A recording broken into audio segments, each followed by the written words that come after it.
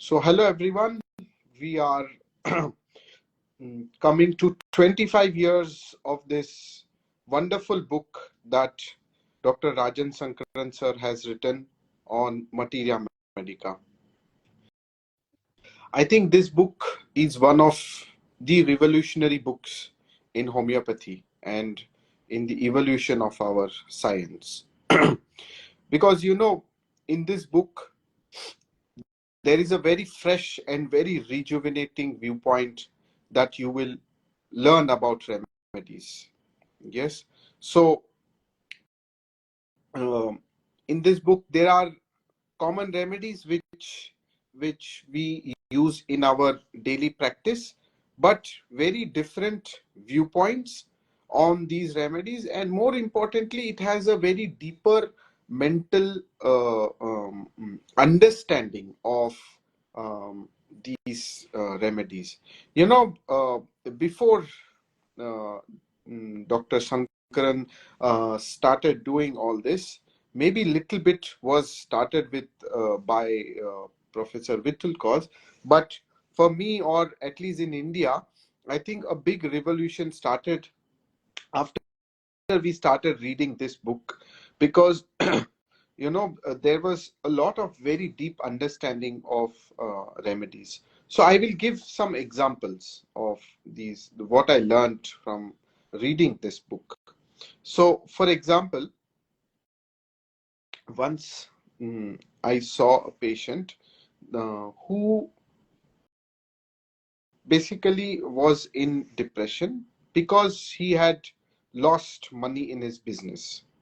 And why he had lost this money, or why he was in this debt, is because at one stage the business was doing well, but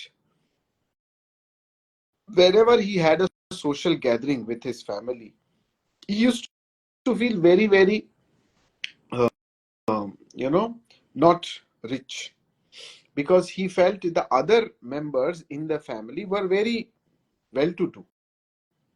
If there was a party, then in that party, at least one relative, every relative during a party will say, "Acha, I'm doing very well. This time I purchased this car. I purchased a Mercedes." Then next party, someone will say, "See, I purchased a Rolex." Uh, so like that, everybody used to say something. So he started feeling, I am not saying anything. I am just going to this social gathering, and I am not able to say anything.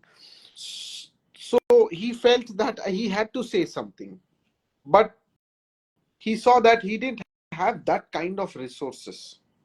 So he thought that, forget about the resources. What I have to do is, first I have to show them that I am also doing as well as you are doing, and I am also as rich as you. So in spite of not having money, I would go and book a car, make some down payment, and then tell them, see, I also booked a Mercedes. I also have a Mercedes. But then as I couldn't pay the EMI, I had to get money from somewhere else. So what I started doing is, I started taking money out of the production of the company. So there was no sort of money left to produce the product. So the company went into losses. You can't produce a product. Finished. I went into losses. So here what we see is that this patient received the remedy Viratrum album. Why? Because the main purpose for which he was doing all this, even in spite of not having money, he was spending money. Why was he doing it? Only to maintain a social status. He felt, if I maintain this social status like a rich man, then that is enough. And he could not see the other aspects of life, that you need to run company, etc. He couldn't see the practical life. For him, this social position was so important that he could not see any other aspect. So this need for social position is the most important thing that is seen in Viratram. I think this was first time given to us by Dr. Rajan Sankaran in this book.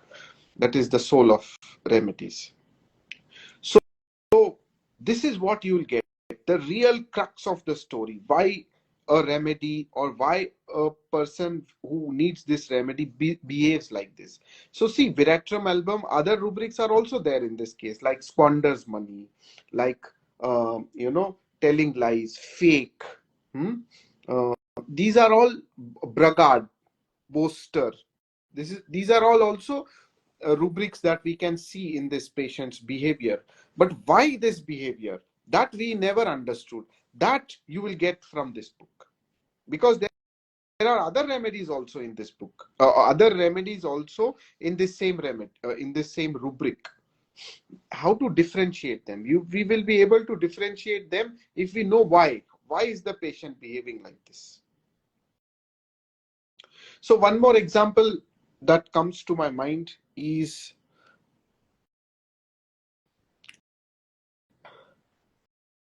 another case I remember is of a man who was having a acute fever. He was having fever. He used to have this recurrent fever. Every day he was having fever at 10:30, 11 p.m. at night, with severe chills followed by fever and profuse sweating. So every day he used to have this fever. For the last 3-4 days he was having it, and then he sort of contacted me that the fever is not reducing in spite of taking antibiotics, etc. So firstly, from the type of the fever, that is chill, fever, and then sweating, and the periodicity of the fever, we already know this looks like a malaria-like fever. No? But for malaria, there are many remedies. Intermittent fever, if you see in the repertory, there are many remedies. So I asked the patient, what is happening? What is your mental state? What is bothering you the most? So he said, what is bothering me the most is, I don't have taste on my tongue. I said, what is the problem? So he said, I can't taste anything. I feel like I want to have something, stimulating. I want to have some biryani, or I want to have something very spicy, so that my taste buds get stimulated. I said, talk more about this stimulation. So he said, no, I feel that, life is very boring. I want to enjoy life. Yeah, I am, his wife was actually having cancer. So so he was, stuck in the hospital every day, taking her to hospital, going, coming back, taking care of her. He was not doing anything else. So he was stuck in that cycle for the last 2-3 months. So since the last 2-3 months, same thing every day, day after day. So I'm feeling it's become so boring that, I want to now enjoy, you know, enough of all this. So I said, what do you mean by enjoy? No, enjoy means, I want to um, um, firstly earn a lot of money, and then, I will go for all these trips, to international trips, and then I will enjoy there. I will do this, I'll do that, etc. And then, what I will do, I will build up one big house, and have what lavish rooms, and I will have 4 Mercedes car, one, two behind me, two in front of me, and in middle I will be in one car. So I want to enjoy life like that, very rich, like this. So what do you do? I'm actually not doing well. I am in losses. I have not been earning anything in the last 2-3 years. Okay, so in this case, again, what is important is this desire for stimulation, in the mind as well as in the body. Even in the fever, what is very important for him is that everything is tasting very bland. I want something exciting, stimulating. Similarly, in the mind, what he wants is stimulation, excitement, enjoyment. I want to enjoy. I want life to be exciting. I want life to be very good. Hmm?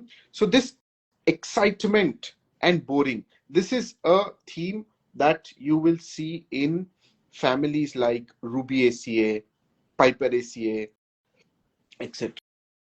And this patient specifically got the remedy China, which belongs to Rubiaceae family, where the person has this desire for stimulant. And the other more important rubric in this remedy is building castles in air. So at present, you're in complete losses. You don't have money. You don't have anything. But your dream is like, I will have 5, 6 Mercedes cars. I will do this. I will do that. I will do international trips, etc.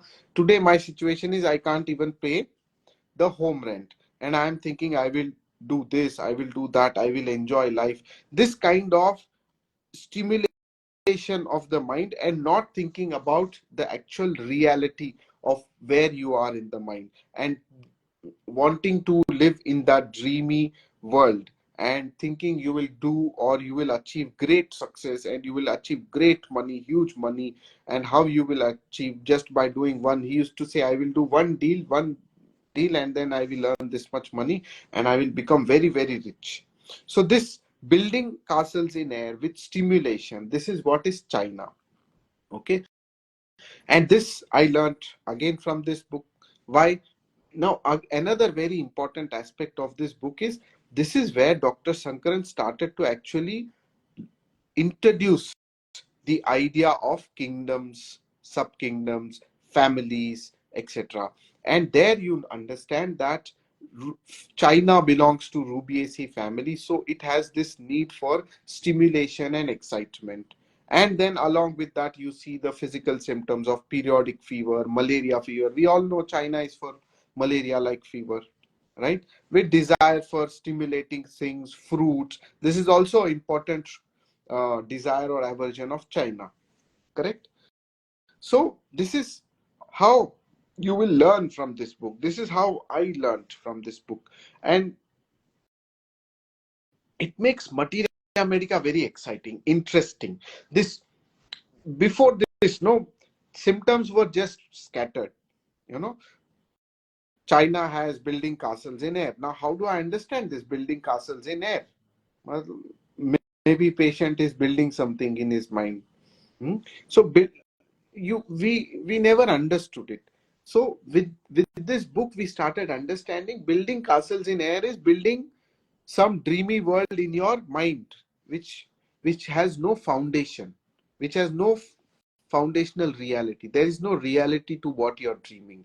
There is very little possibility that something like this can happen now. But you are in your imagining building all these palaces and what Mercedes cars and 4 and 5 and lavish and all that, you are building up all in your brain. In reality, nothing is happening. This is what, this is how we started understanding rubrics, their inner meaning, and the real core of remedies. And the introduction of plant, mineral, animal, all this started happening from here. That is why I feel it's a very, very, very, very good book for making Materia Medica very exciting, interesting. So like this we should learn. And there are some unknown remedies also. Like I gave 2 remedies which we know very well, but we don't know this aspect of these remedies. No, very few of us knew building castles in air, stimulation, boring, etc. about China. For us, it was only about gases, flatulence, intermittent fever, malaria fever. This is all we usually learn in our college days. But this excitement, stimulation aspect, that you will get from this book. Similarly for Viratrum, this is also very known remedies, but there are some unknown remedies also. For example, there is one remedy that is given in this book, that is anhelonium. Now, what is anhelonium? Anhelonium is a rare remedy. It belongs to the Cactaceae family. The main sensation of Cactaceae family is contraction and expansion. Contraction and expansion. And what is seen in this remedy is that patient says, actually saw one case, that patient had cold coryza. And he said, I have lot of sneezing, and when I sneeze so much that I lose what sometimes I lose consciousness. I become very numb. I said, this is very strange. Nobody told me that losing consciousness because of sneezing. I said, what do you mean? No, doctor, I have had some out of body experiences. I said, what do you mean? Out of body experience? Huh, doctor, you know what? One day I was walking on the, while I was walking, no, I started feeling that, actually I am not this body. No, yaar, I'm not this body. This everything is me only. This footpath is me. This rock is me. This plant is me. This air is me. This earth is me. Everything is me. Everything is me. And there is nothing different. I am what I am. Everything. There is nothing different over here. There is nothing other than me over here. It is all me. I have understood that life is about knowing this, that all of this is me and there is no two here. Everything is one. This oneness with nature, this oneness with everything, that is what I am experiencing. That is what I am feeling, that I am beyond this body. I have expanded beyond this body. Everything here is inside me. There is nothing outside. Everything is inside. This looks like a very similar to a spiritual experience where you say Advaita. I've become very spiritual, etc. So this is actually seen in this remedy, that is enholonium, which has contraction and expansion of your consciousness. And the contraction in enholonium is that I am become very small. I am just this body. I am nothing in front of this universe. So small, I am nothing. You're not even a speck compared to this universe. The opposite is I am everything. Everything is within me. So, like this, we will learn rare remedies, we will learn unknown aspects of known remedies, and most important thing, I feel you will enjoy Materia Medica. You will learn its beauty of how interesting homeopathy can become. So it was one of those books that really inspired me and made homeopathy very interesting and very intriguing. And I am really thankful to Shankaran sir for writing this book and giving it to our community. And I wish all of you also read this book. And congratulations to sir for completing 25 years of Soul is Silver. So that is what I wanted to share with all of you today. Thank you, everyone.